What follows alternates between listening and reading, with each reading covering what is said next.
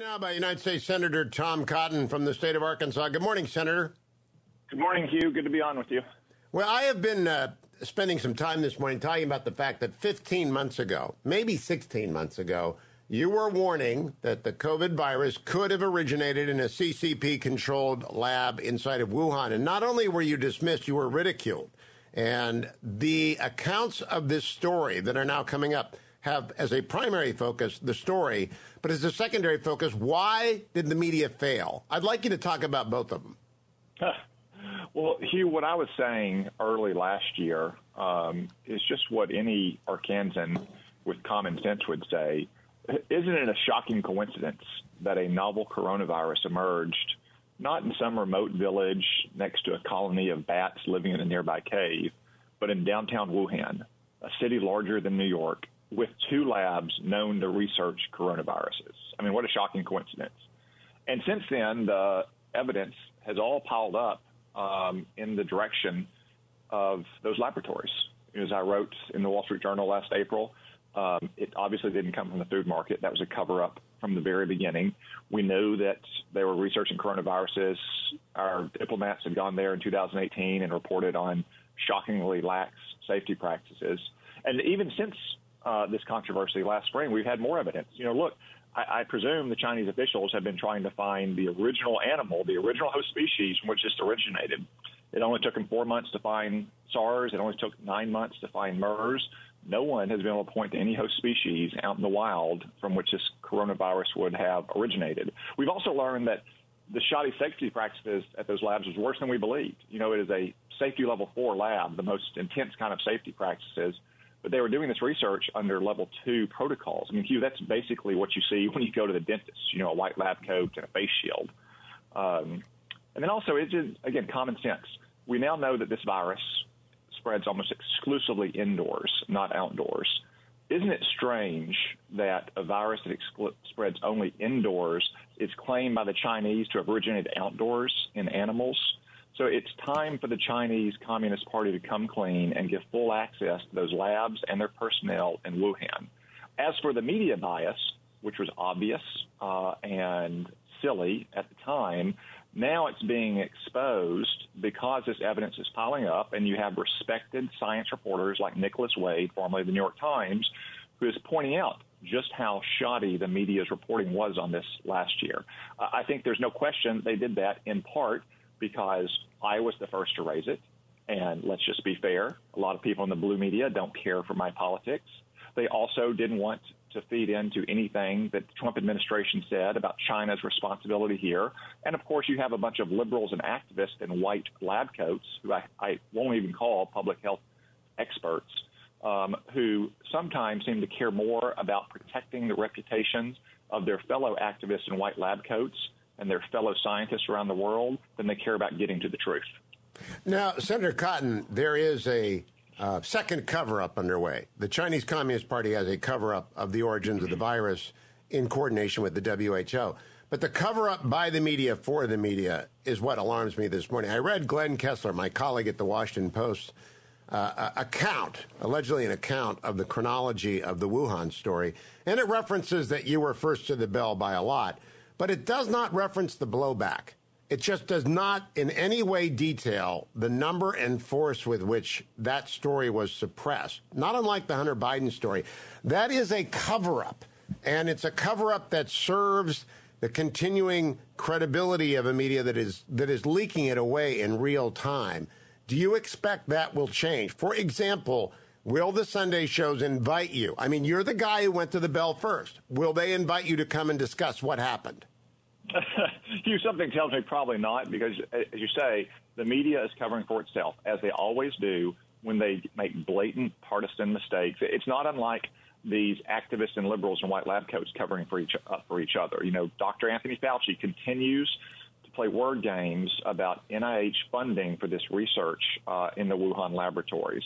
It's in part because he doesn't want to imperil the relationships that United States scientists have built with scientists around the world.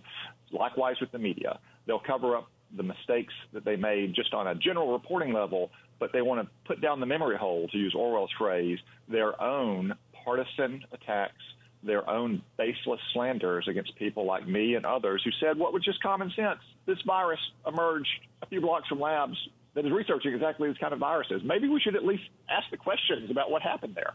And our conversation on February 18th of last year, we talked about the number of places you've been ridiculed. And I'm being very self-serving. If there was a Pulitzer awarded for continuous, aggressive warning reporting that was eventually proven true about this virus, I would win it, and Byron York would come in second. But the media did not want to hear it. I mean, they just did not want to hear it. I think it had more to do with you than it did the theory, because the theory was always imminently reasonable, not dispositive, right? You can't have dispositive proof about that which you cannot test. But that they locked us out of the lab was, to me, one of those dogs that barked that you have to just look at. Yeah, Hugh, that's right. I mean, the media was attacking me from the very beginning, not because they disagreed with the questions I was asking, not because they thought there was conclusive proof that the virus originated in some food market in downtown Wuhan, but because they don't like my politics. Because the media is overwhelmingly liberal, just like the Democratic politicians and the Democratic activists with whom they all went to college and sat in campus seminar rooms talking about social justice. And as long as someone like me was the one who was asking these very reasonable questions, they were going into overdrive to attack me. Look, I don't care if the media attacks me. They can do that all day long. I'll punch back twice as hard, especially when the lives and the livelihoods of millions of Americans are at stake, as they were last February when we were trying to figure out exactly where this virus originated and therefore hopefully get some insight in how to stop it. Now it's a matter of finding out so there can be accountability. Just think if it's conclusively established, Hugh, that the Chinese Communist Party was responsible through its negligence in these labs and then its malevolence in the cover-up for unleashing a once-in-a-century pandemic on the world. Now, Dr. Collins and Dr. Fauci on this show have said the United States did not fund gain-of-function research. The reason I bring this up is during the debates in the fall campaign, then candidate, now President Biden, said what he would do is force China to allow American scientists in, and he would force them. I remember this so clearly because there was no follow-up, of course. How are you going to do that, Vice President Biden?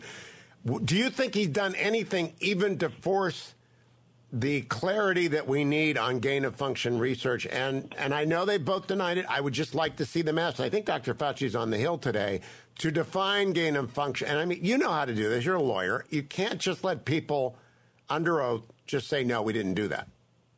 Yeah, Hugh, the Biden administration has not done anything, to my knowledge, to hold China accountable with this. But, look, I just have to say this about Francis Collins and Tony Fauci.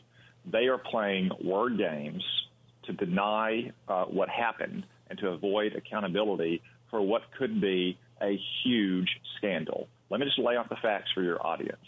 There is no question, it's a matter of public record, that Dr. Fauci's agency inside the National Institutes of Health gave hundreds of thousands of dollars in grant money to an American organization, which then turned around and funneled that money to these labs in Wuhan. Second, there is no doubt, it's in the public record, the so-called bat lady in these labs who researched bat coronaviruses even thanked Dr. Fauci's agency publicly on the record for the research they were doing into coronaviruses to make them more contagious and therefore more dangerous. What could be a gain function other than making a virus more contagious? But here's the real kicker, Hugh. The Obama White House prohibited grants for that kind of research in 2014. This money did not begin to flow until after 2014. So there is a real question whether Francis Collins and Tony Fauci explicitly disregarded the direction of the Obama White House and gave hundreds of thousands of taxpayer dollars to Chinese scientists to conduct deadly, dangerous research. Tony Fauci needs to answer those questions and not simply continue to deny it and play word games with the American people. He better give answers in 2 hours when he's on Capitol Hill. He has denied it on this show and other places, but he'll be under oath today. And Dr. Fauci has changed a bit in his answers on this, so I will be watching to see, again, if they change. And Josh Rogan has told me how they have changed. Let me close by asking you this, Senator Cotton. In terms of going forward, We will never get any knowledge out of China about what happened here. They will not allow us. Is there any reason for us to stay in the WHO, given their collaboration in Cover-Up 1? No, Hugh, we made the right decision last year to leave the World Health Organization. The Biden administration made a politically correct decision to re-enter the World Health Organization, which to this day is still covering up for Chinese communists. They sent a team of so-called experts to Wuhan that involved like food safety experts that are testing the temperature of donuts in Europe to investigate this. They didn't even get to speak to the people involved in the research. They certainly didn't get to review any records. They, in effect, sat in a conference room in these laboratories, got a PowerPoint briefing from Chinese communist apparatchiks, and then said, all clear, nothing to see here. So we should not be a part of the World Health Organization's whitewash of what happened in China. We should lead the free world in getting to the bottom of what happened and making sure that Chinese communists can never poison mankind again. So my switch of subjects very quickly. You are going to begin hearings on judicial nominees for circuit courts. And the Dobbs case is now before the Supreme Court that puts into question Roe and Planned Parenthood v. Casey. How will you explore the stare decisis aspects of Dobbs with these nominees? Do you intend to do so, and ought they to answer those questions? Because they're not Ruth Bader Ginsburg. They're not the Ginsburg rule questions. Questions about stare decisis, which we've watched for years and years, Democrats ask of Republican nominees. Well, Hugh, it's a little difficult to explore the Supreme Court's abortion case law in these hearings because the abortion case law is all over the map. As Justice Scalia once said, the Supreme Court has basically created its own entire area of jurisprudence when it comes to abortion geared towards one thing, to make sure that there are millions of babies who are aborted in this country. That's why I welcome the Supreme Court's decision to hear the Dobbs case, and I hope that they will bring clarity to this area of law, and I hope that they will lay down a clear marker that we protect unborn life in this country. Senator Tom Cotton, thank you as always.